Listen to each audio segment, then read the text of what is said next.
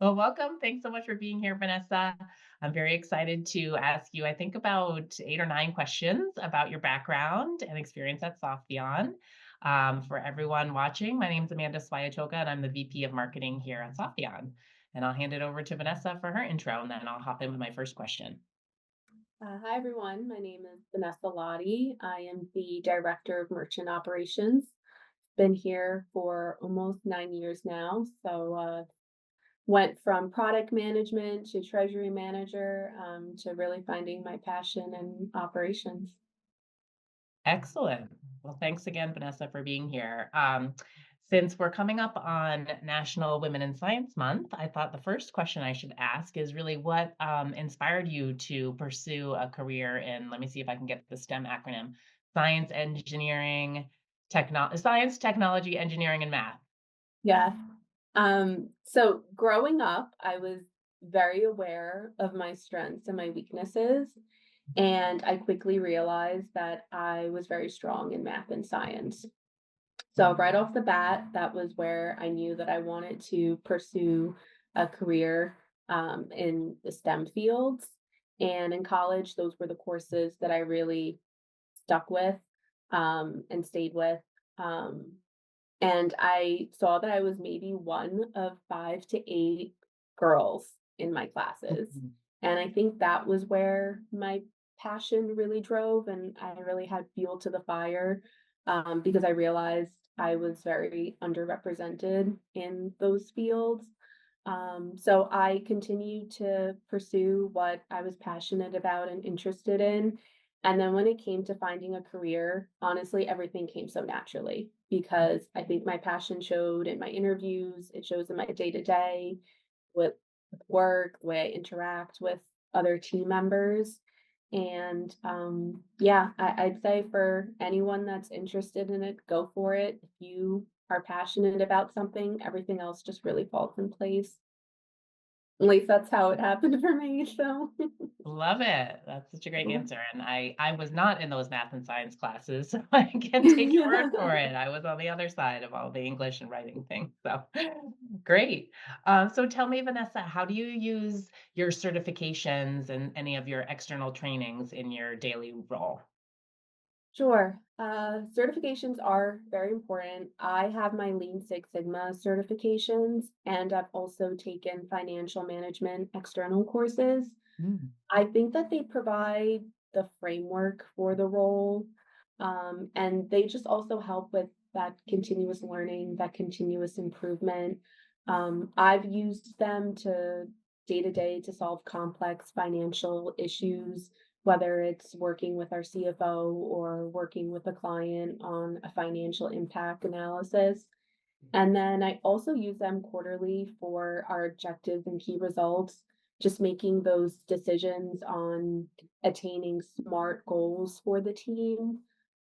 So they're important, and I encourage anyone that is interested in just continuing to learn and, um, to go for those certifications because I use them day to day in everything that I do, from problem solving to decision making.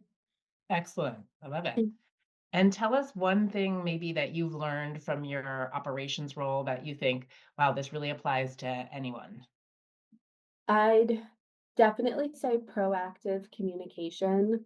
I think a large amount of the issues, maybe 50% of the problems, could probably be reduced if we have proactive communication. And I think that goes for anyone in finance, customer service, even leadership. Just being aligned with ownership, priorities, responsibilities, the tasks that are involved. It just allows the operations to run a lot smoother and just make sure that everyone that is collaborating is aligned with what the goal is. And I think everyone can use that. Totally agree, 100%. I'm with you there. Great, so then shifting a little bit towards, like, your experience at Softheon, I know you've worked with dozens, if not hundreds, of health plans. What do you think are kind of the biggest challenges among these health plans that they're facing in 2025? This was a good question. I think when I work with clients and I'm onboarding them, a common theme that I hear of their challenges are always the manual work. There's Mhm. manual work with the exception handling of the payments, with reviewing the invoices and the notices, and that's where I get to be the hero and talk about the Softheon platform and all the automation that comes with it. And even if we aren't able to automate the operational processes that we have into place, Mhm. that can really reduce their timelines. I've seen them get really excited about. Mhm. I know that we've invested a lot of time and resources around automation, and I think it shows after we onboard clients in the metrics and just the success of the clients and the reduction in the manual work. Um, that's really the value that Softheon brings, and I'm always able to talk about it during those onboarding conversations and kind of alleviate their worries. Great. Mm. Love it. And I know you've worked with a lot of health plans who are operating in the ACA, and I'm curious, like, from your perspective, what's the number one thing that drives success for these health plans who are operating in the ACA? What would you say? I'd say, well, I could be biased, but I'd say the number one key to a health plan success, I think the heart of it is operational efficiency. Mhm. But with operational efficiency, you need to also take into consideration compliance. You also need to take into consideration member experience. And I think if you have that trio down, the health plan is going to be very successful in Mhm. their operations and um, just working with their members. Mhm. Where I see the issues is when they start to sacrifice one of the three. You sacrifice compliance for the operational process, or you don't take into consideration the member experience. That's when I think things start to take a bad turn. But if you have all three, that's usually where I see a lot of the success come into play. Okay, that's great advice. Thank you. And we're all hearing so much about artificial intelligence and AI. I'm just curious how you see AI and automation playing a role in sort of the future of health plan operations. Yeah, I think it's already playing a major role, and it's only going to grow, from providing recommendations to automating complex processes to even helping with onboarding and training. I know that's where we utilize it a lot at Softheon. I think on average it might take about 6 months to onboard employees, but with the use of AI, I think that's going to greatly reduce that operational cost and just get employees up to speed a lot quicker. So it won't only help in automating some of those operational processes, but also improving the employees that they hire and training them. Okay, great answer. And if you had to describe just Softheon's impact in one sentence, what would you say?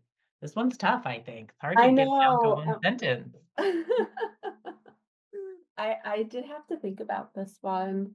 I'm like, am I gonna say my our mission statement? Um, I think through we are a technology company, so I had to incorporate technology in the answer. And I think through our automated solutions, Softheon does help health plans reduce operational inefficiencies. We cut costs for them and just help streamline the operations. Um, that's how I would describe it, and I can repeat that if you want. No, that's a good compound sentence. I got it. Love it. Um, and then just two more questions for you, Vanessa. What really excites you about working at Softheon and supporting those who need to purchase healthcare insurance? I think this is my favorite question. Um, I always knew that I wanted to be in a field that was making a difference. That was definitely something like a requirement that I had before going into my career.